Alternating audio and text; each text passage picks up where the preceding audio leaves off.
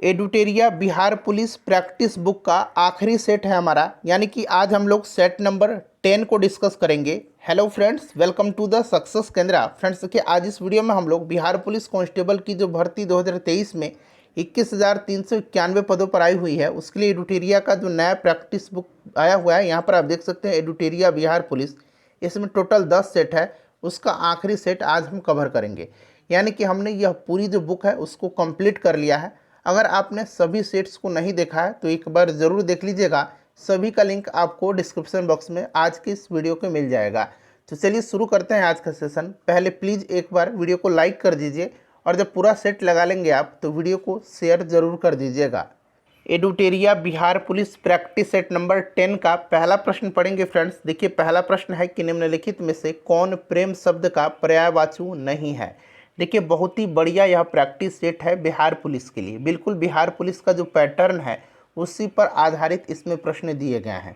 और ये जो नया एडुटेरिया का बिहार पुलिस का प्रैक्टिस बुक है, इसमें टोटल 10 सेट हैं। आज हमारा यहाँ आखिरी सेट है, यानी कि इससे पहले मैंने आपको सेट नंबर 1 से लेकर के 9 तक को कंप्लीट करा दिया था। पूरा का पूरा बुक मैंने आपको कंप्लीट करा दिया। अगर कोई भी सेट आपसे रह गया है, बच गया है, जिसको आपने नहीं लगाया है, तो जाइए, उसका लिंक डिस्क्रिप्शन में मिल जाएगा, या चैनल पर चले जाइए। मैंने प्लेलिस्ट बना दिया है बिहार पुलिस 2023 के नाम से। उस प्लेलिस्ट पर क्लिक करके सभी वीडियोस को देख लीजिएगा। देखिए, यहाँ पर ध्यान दीजिएगा फ्रेंड्स, प्रेम शब्द का पर्यायवाची नहीं पूछा गया है, जबकि यहाँ पर प्रणय, अनुराग और प्रीति जो है यह पर्यायवाची है। घृणा जो है, घृणा नहीं है। घृणा का मतलब नफरत होता है, यानी कि यह प्रेम का एक तरह से कहेंगे तो यह विपर्यार्थक यानी कि विलोम शब्द है। देखिए, जयशंकर प्रसाद द्वारा रचित महाकाव्य इसमें से कौन सा है, तो ये आपको भली भांति पता होगा, लेकिन मेरा प्रयास रहता है कि मैं आपको एक प्रश्न के साथ साथ 2 से 3 प्रश्न जो है कवर कराते चलो। अब यहाँ पर देखिए कैसे आपका 2 से 3 प्रश्न कवर हो जाएगा।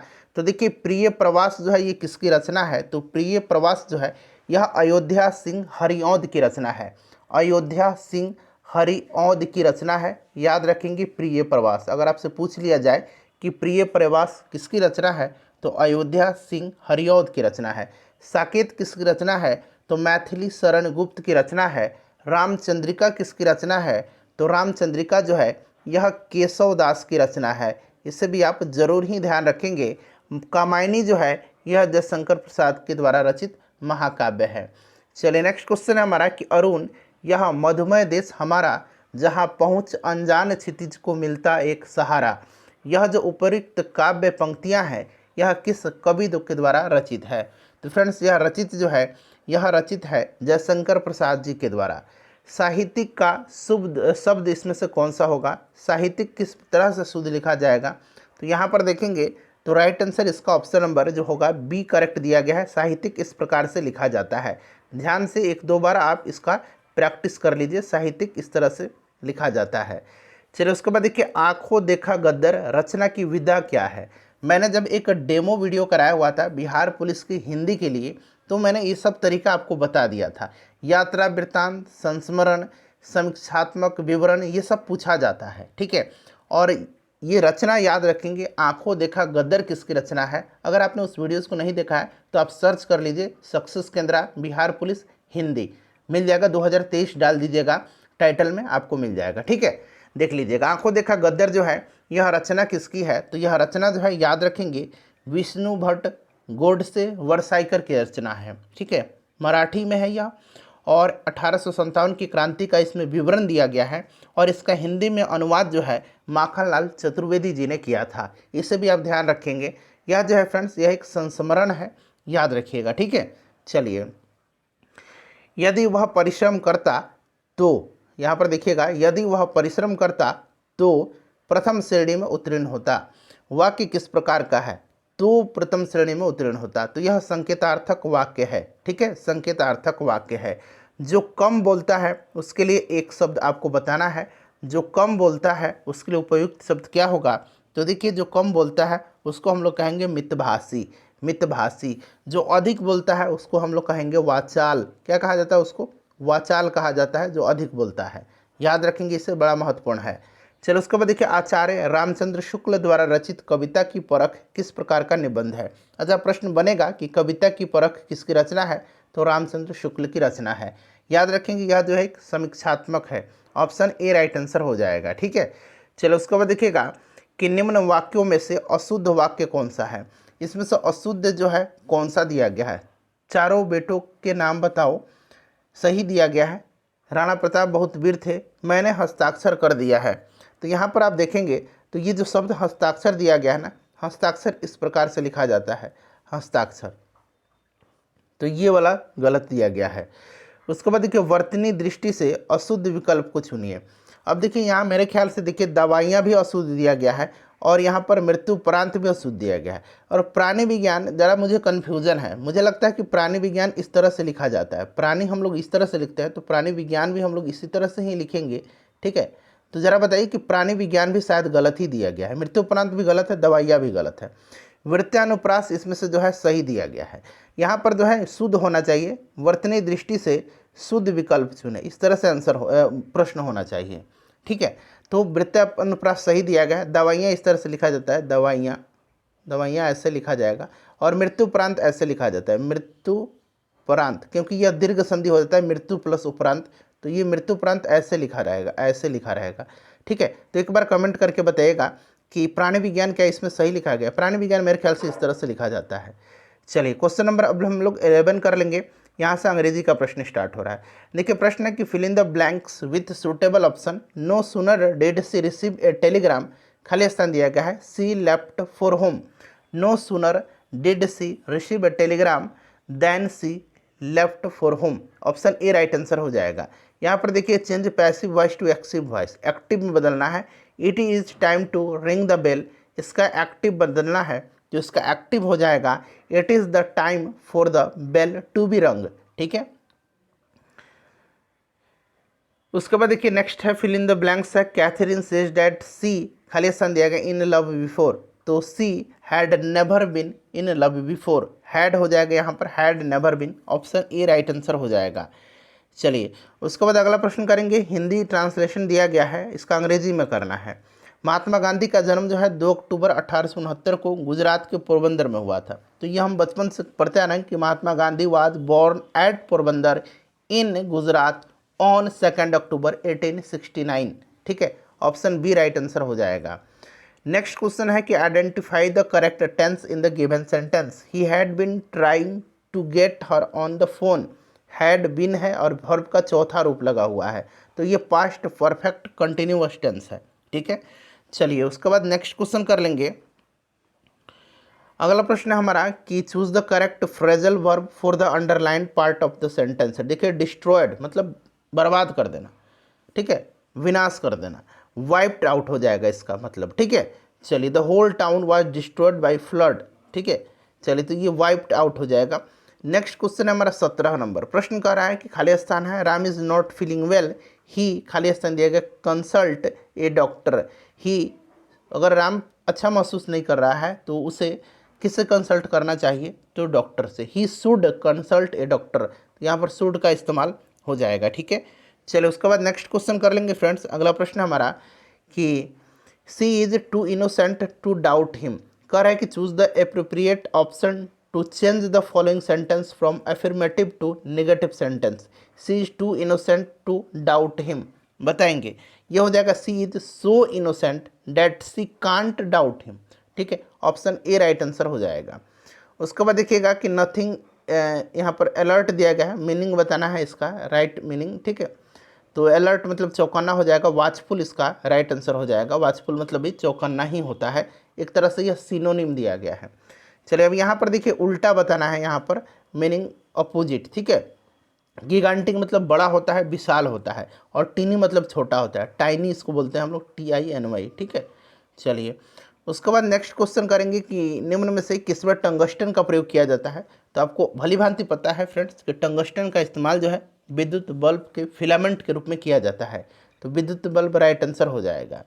अगला प्रश्न हमारे चुंबकीय बल रेखाएं निम्नलिखित में से किससे निकलती हैं। चुंबकीय बल रेखाएं किससे निकलती हैं, अच्छा प्रश्न है। चुंबकीय बल रेखाएं किससे निकलती हैं,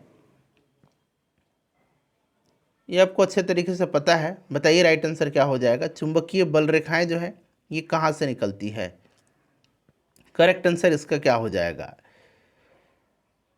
देखिए, चुंबकीय बल रेखा वह वक्र पथ है जिस पर स्वतंत्र होकर के उत्तरी ध्रुव गमन करता है।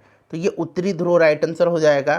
प्रकाश का प्रकीर्णन देखा जा सकता है, तो प्रकाश का प्रकीर्णन जो है यह सूर्योदय के समय सूर्य की लालिमा में, सूर्यास्त के समय सूर्य की लालिमा में, और आकाश का रंग जो नीला दिखता है यह प्रकाश के प्रकीर्णन के कारण ही नीला दिखता है। तो ऑप्शन डी राइट आंसर हो जाएगा उपयुक्त सभी। अपना अपना स्कोर कमेंट करके ज़रूर बताइएगा। फ्रेंड्स देखिए, आपके लिए इतना मैं मेहनत करता हूँ, मुझे लगता है कि मैं अपना 100% एफर्ट लगाता हूँ, ऐसा मुझे लगता है।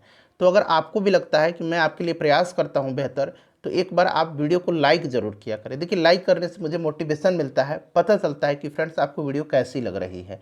तो प्लीज़ लाइक करें और ज़्यादा से ज़्यादा शेयर करें। मेरा प्रयास है कि मैं अच्छा से अच्छा आपकी तैयारी करा दूं। एक प्रश्न के साथ साथ 2-3 प्रश्न आपको कराते चलूं, ताकि सेट लगाने का मजा आए। मतलब ही होता है सेट का मतलब एक ग्रुप डिस्कशन टाइप का समझिए।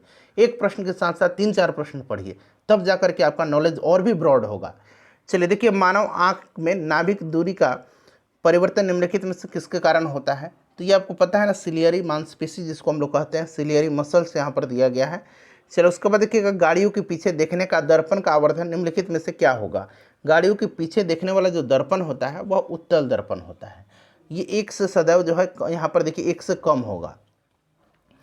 उसके बाद देखिएगा, नेक्स्ट क्वेश्चन है कि निम्नलिखित माध्यमों में से किसमें प्रकाश की गति अधिकतम होती है? किसमें, यहाँ कर लीजिए, किसमें प्रकाश की गति अधिकतम होगी? तो प्रकाश की गति अधिकतम निर्वात में होती है, ये तो आप जानते ही हैं। और निर्वात में ध्वनि गमन नहीं करती है, क्योंकि ध्वनि को गमन करने के लिए आपको पता है ना कि माध्यम की आवश्यकता होती है, और निर्वात में कोई माध्यम है नहीं, इसलिए ध्वनि गमन नहीं करती है। लेकिन प्रकाश सबसे ज़्यादा वेग जो होता है, प्रकाश का गति जो होता है, ये निर्वात में ही होता है। लेकिन निम्नलिखित में से चुनना है आपको, तो वायु हो जाएगा इसका राइट आंसर।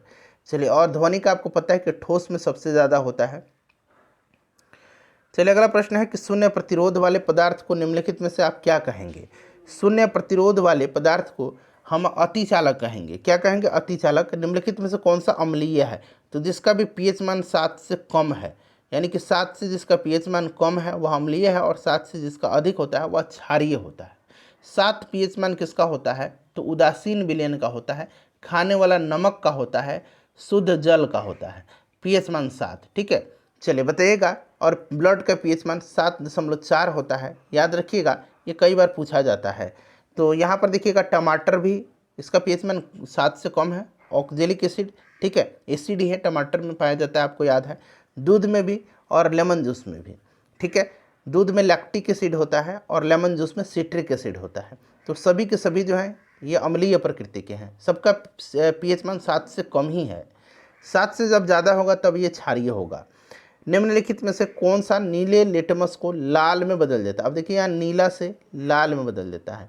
तो नीला से लाल, तो देखिए अम्ल में लास्ट में ल आ रहा है ना, तो लास्ट में इस तरह से करेंगे, नीले से लाल, यानी लास्ट में ल आ रहा है, लास्ट में ल आ रहा है, ठीक है। पहला शब्द पकड़ना है, तो यहाँ ला आ रहा है, ल आ रहा है, तो ये अम्ल होगा।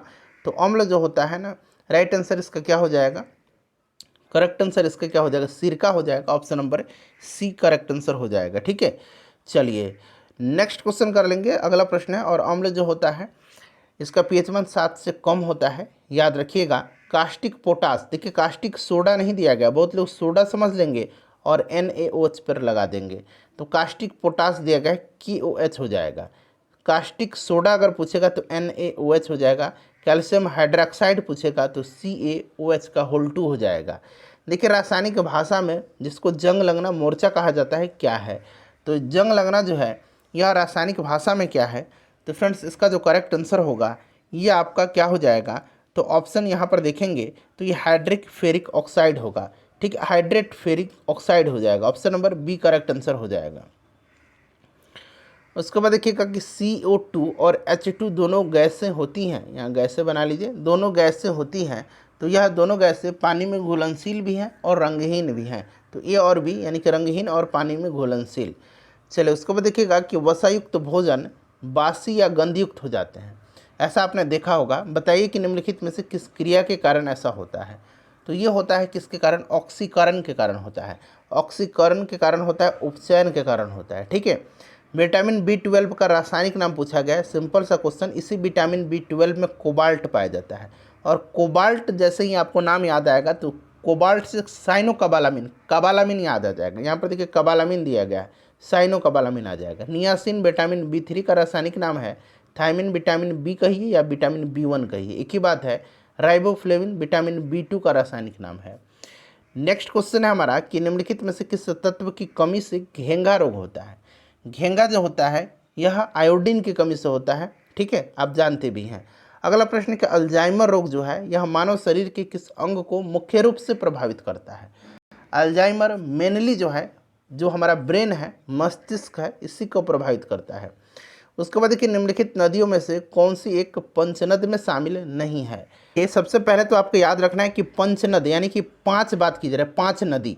ये पंचनद में जो 5 नदी है ये कौन कौन से हैं, तो 5 नदी में जो फ्रेंड्स ये है आपका, यहाँ पर देखिए झेलम दिया गया है, सतलुज दिया गया है, व्यास दिया गया है। एक आपको रावी याद रखना है और एक आपको चिनाब याद रखना है, ठीक है। ये पंचनद में शामिल 5 नदियाँ हैं। सिंधु इसमें नहीं है, ठीक है। ऑप्शन बी राइट आंसर इसका हो जाएगा। अगला प्रश्न है हमारा कि 15वें वित्त आयोग, देखिए 15वें वित्त आयोग की सिफारिशें निम्नलिखित में से किस काल के लिए हैं। तो फ्रेंड्स यह जो है 2021-22 से 2025-26, ऑप्शन सी राइट आंसर हो जाएगा। अगला प्रश्न है हमारा क्वेश्चन नंबर 39। देखिए भारतीय संविधान की 6ठी अनुसूची में स्वायत्त जिला परिषद की व्यवस्था उत्तर पूर्व भारत के निम्नलिखित में से किस राज्य में लागू नहीं होती है। कहाँ भाई, तो 6ठी अनुसूची। 6ठी अनुसूची में गला फाड़ फाड़ के मैंने बताया है कि इन 4 राज्यों का नाम याद रखना है। असम, मेघालय, त्रिपुरा और मिजोरम, इन 4 राज्यों के जनजातीय क्षेत्रों के प्रशासन के बारे में उल्लेख है 6ठी अनुसूची में। इसमें नागालैंड नहीं है, ठीक है, ध्यान रखिएगा, इसमें नागालैंड नहीं है। क्लियर है। चलिए उसके बाद देखिए इनकलाब जिंदाबाद का नारा किसने दिया था। तो इस ऑप्शन में से आपको ढूंढना है, ठीक है, इसी ऑप्शन में से, क्योंकि 4 ही ऑप्शन है, ऐसा नहीं कि BPSC है यह, तो इसीलिए भगत सिंह इसका आंसर टिक करेंगे हम। भगत सिंह इनकलाब जिंदाबाद के नारे को लोकप्रिय बनाए थे। चलिए अंतर्राष्ट्रीय महिला दिवस कब मनाया जाता है। इंटरनेशनल वुमेन डे जो है यह मनाया जाता है प्रत्येक वर्ष 8 मार्च के दिन। और इस वर्ष इसका थीम क्या रहा था, तो इसका थीम याद रखेंगे, थीम रहा था डिजिटल, यहाँ इस तरह से डिजिटल, ठीक है, digital innovation and technology for gender equality, ठीक है, digital innovation and technology for gender equality. अगला प्रश्न हमारा कि नेताजी सुभाष चंद्र बोस राष्ट्रीय खेल संस्थान कहाँ स्थित है। तो फ्रेंड्स यह जो है पटियाला में स्थित है। अगला प्रश्न है कि वेलिंगटन कप किस खेल से संबंधित है। तो वेलिंगटन कप जो है यह संबंधित हॉकी से है, ठीक है, हॉकी से वेलिंगटन कप संबंधित है।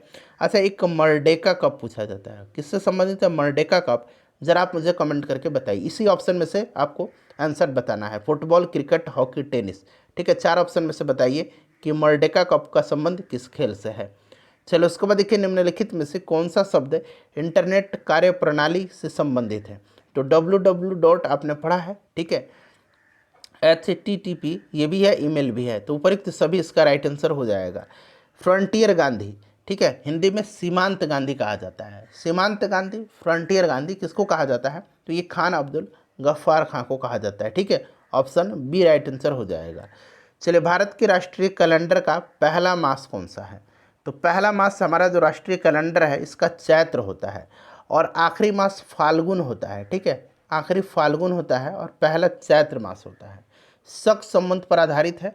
शक संबंध की शुरुआत 78 ईस्वी में कनिष्क ने किया था, इसे भी याद रखेंगे।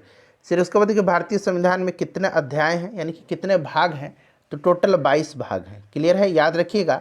टोटल कितनी अनुसूचियाँ हैं, तो 12 अनुसूचियाँ हैं, ये भी आप ध्यान रखिएगा, ठीक है। चलिए फेसबुक के संस्थापक का नाम पूछा जा रहा है। तो फेसबुक के संस्थापक मार्क जुकरबर्ग है। बिल गेट्स जो है ये किसके संस्थापक है, तो माइक्रोसॉफ्ट के। अच्छा एक टीम कुक है, टीम कुक एप्पल के संस्थापक हैं। निम्नलिखित में से कौन सी नृत्य शैली जो है केरल से संबंधित नहीं है। केरल से संबंधित नहीं पूछा गया है, तो इसमें से भारतनाट्यम जो है यह तमिलनाडु का है। कथकली, कुडियाट्टम, मोहिनीअट्टम ये केरल का है, ठीक है। चलिए कुचिपुड़ी आंध्र प्रदेश का है, याद रखिएगा। यक्षगान कर्नाटक का है। भारत में विधि निर्मात्री सर्वोच्च निकाय कौन सी है। तो फ्रेंड्स ये आप जानते हैं हमारा संसद है, संसद राइट आंसर। चलिए अगला प्रश्न कर लेंगे, संसद बना किससे है। तो याद रखिएगा राष्ट्रपति, राज्यसभा और लोकसभा से मिलकर के। स्लिप पॉइंट जो है यह किस खेल से संबंधित शब्दावली है, शब्दावली सिली पॉइंट शब्दावली किस खेल से संबंधित है? तो यह क्रिकेट से संबंधित है, सिली पॉइंट। ठीक है, चलिए 52 नंबर क्वेश्चन करिए। देखिए यहाँ से 52 नंबर क्वेश्चन है फ्रेंड्स कि सूरत जो है ये किस नदी के किनारे स्थित है? सूरत किस नदी पर स्थित है? तो यह ताप्ती नदी पर स्थित है। यूनिवैक उदाहरण है UNIVAC, यहाँ पर देखिए UNIVAC, यानी कि इसका फुल फॉर्म हो जाएगा यूनिवर्सल, याद रखिएगा, universal automatic computer. Universal automatic computer दूसरी पीढ़ी के कंप्यूटर का उदाहरण है यूनिवैक। उसके बाद देखिए कौन सा इसमें से सुमेलित नहीं है? निर्वाचन भाग 15, आपातकालीन भाग 18, संविधान संशोधन, ये गलत है। अनुच्छेद 21 में नहीं है, संविधान भाग 21 में नहीं है, यह भाग 20 में है और अनुच्छेद 368 में, याद रखिएगा। संविधान संशोधन दक्षिण अफ्रीका से लिया गया है, ये वाला सही है, ऑप्शन सी राइट आंसर हो जाएगा। रेड क्रॉस की स्थापना किस वर्ष हुई थी? तो रेड क्रॉस की स्थापना जो है याद रखेंगे यह हुआ था कब? तो फ्रेंड्स 1863 में। ठीक है, 1863 में। हेडक्वार्टर इसका कहाँ पर है? जेनेवा में है। और रेड क्रॉस दिवस मनाया कब जाता है? तो 8 मई के दिन प्रत्येक वर्ष। ठीक है, इसे भी याद रखिएगा। मेहंदी निम्नलिखित में से किस राज्य का लोक कला है? तो मेहंदी जो है यह राजस्थान का है। ठीक है, महाराष्ट्र का याद रखेंगे रंगोली है। महाराष्ट्र का क्या है? तो ये रंगोली है, याद रखिएगा। गुजरात का साथिया, गुजरात का साथिया है, याद रखिएगा, साथिया गुजरात का है। और उत्तर प्रदेश का चौक पूरन है, चौक पूरन, चौक ये क है, चौक पूरन। ठीक है, उत्तर प्रदेश का है। देखिए 16 महाजनपदों में कंपोज महाजनपद की राजधानी कहाँ थी? देखिए 16 महाजनपदों में सबसे शक्तिशाली मगध था। मगध की प्रारंभिक राजधानी गिरिब्रज या राजगृह थी, पूछा जाता है। यहाँ कंबोज पूछा गया तो हाटक हो जाएगा राइट आंसर। ठीक है, चलिए उसके बाद देखिएगा कि विधि निर्माण की प्रक्रिया संविधान भारतीय संविधान में किस देश के संविधान से लिया गया है? तो विधि निर्माण जो है यह ब्रिटेन से लिया गया। किससे लिया गया है? याद रखिएगा, ब्रिटेन से लिया गया है। ठीक है, सूचना का अधिकार अधिनियम किस वर्ष लागू हुआ था? तो सूचना का अधिकार अधिनियम जो है यह लागू हुआ था राइट टू इन्फॉर्मेशन RTI 12 अक्टूबर 2005 को। ठीक है, चलिए 12 अक्टूबर डेट याद रखिएगा। अष्ट दिग्गज और एक अष्ट प्रधान है। देखिए अष्ट प्रधान जो था ये शिवाजी का मंत्रिमंडल था। ठीक है, अष्ट प्रधान। और अष्ट दिग्गज जो था ये कृष्णदेव राय के दरबार में जो ये 8 तेलुगु साहित्य के कवि रहते थे। ठीक है, तो ये कृष्णदेव राय प्रथम हो जाएगा। चलो उसके बाद देखिएगा कि निम्नलिखित में से कौन एक शीत मरुस्थल है? तो इसमें से शीत मरुस्थल जो होगा लद्दाख हो जाएगा। अंतर्राष्ट्रीय सीमा शुल्क दिवस प्रतिवर्ष कब मनाया जाता है? तो फ्रेंड्स यह 26 जनवरी के दिन मनाया जाता है।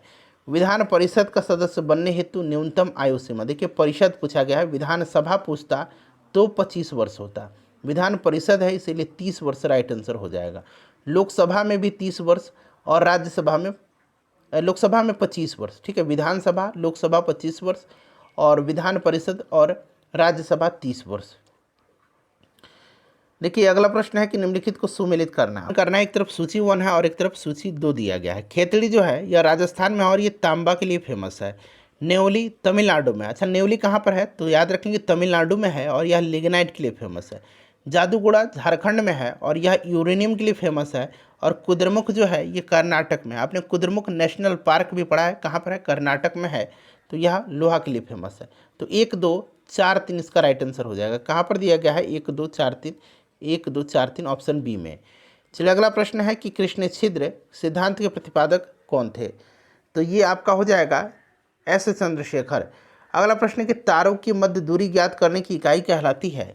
तो यह कहलाती है प्रकाश वर्ष। ठीक है, प्रकाश वर्ष राइट आंसर हो जाएगा। एक प्रकाश वर्ष में कितना मीटर होता है? तो 9.46 गुना 10 के पावर 12 मीटर होता है। ठीक है, हाँ 15 मीटर होता है, 12 नहीं 15।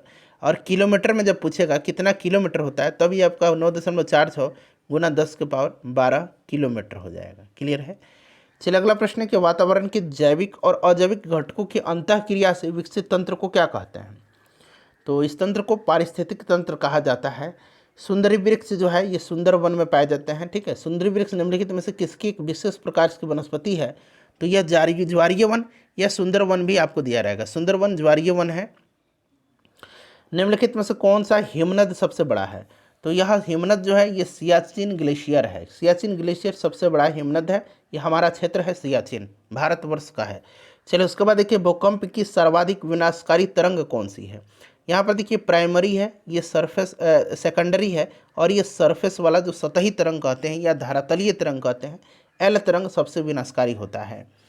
नेक्स्ट क्वेश्चन हमारा कि भूजल पर संयुक्त राष्ट्र जल शिखर सम्मेलन 2022 का आयोजन कहाँ किया गया। तो इसका आयोजन किया गया था फ्रांस की राजधानी पेरिस में। ठीक है, चलिए एफिल टावर कहाँ पर है, तो ये फ्रांस में है, पेरिस में है, याद रखिएगा। चलिए, अंतर्राष्ट्रीय श्रम संगठन ILO की 17वीं एशिया प्रशांत क्षेत्रीय बैठक दिसंबर 2022 में कहाँ आयोजित की गई थी। ILO की स्थापना याद रखेंगे 1919 में हुआ था। इसका हेडक्वार्टर स्विट्जरलैंड के जेनेवा में है, और इसका जो 17वीं एशिया प्रशांत क्षेत्रीय बैठक हुआ था दिसंबर 2022 में, ये सिंगापुर में हुआ था। उसके बाद देखिए देश ने दोहा कतर की राजधानी है। चलिए देखिए, उसमें आयोजित दोहा में एशियाई स्नूकर चैंपियनशिप 2023 का खिताब किसने जीता है, तो ये पंकज अडवाणी ने जीता है। याद रखिए किसने, पंकज अडवाणी ने। चलिए उसके बाद नेक्स्ट क्वेश्चन है हमारा 74 नंबर प्रश्न है कि पहली बार भारतीय नौसेना दिवस समारोह राष्ट्रीय राजधानी क्षेत्र से बाहर आयोजित किया गया था। पहली बार हुआ था ऐसा, ये कहाँ पर हुआ था। अच्छा, ये जो राष्ट्रीय, यहाँ पर देखिएगा भारतीय नौसेना दिवस जो है यह मनाया कब जाता है, तो इसे भी याद रखेंगे।